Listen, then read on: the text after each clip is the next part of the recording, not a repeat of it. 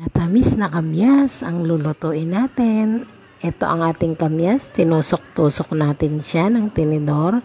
Pagkatapos, binabad natin sa tubig na may baking soda. 24 hours natin siyang ibabad. Ayan na siya.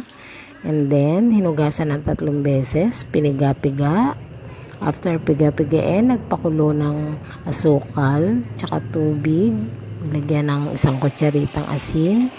Pagkatapos, noong siya ay ang tubig niya ay pumunto na or nagtik na, nilagay na natin ang kamyas. At hintayin natin lumabas ang sarili niyang sabaw habang hinalo ng dahan-dahan para hindi masira. Nang lumabas na tubig niya, hintayin natin siyang maiga or matiktik. Ayan, pag natuyo na, luto na ang ating kamyas na minatamis. Thank you for watching everyone.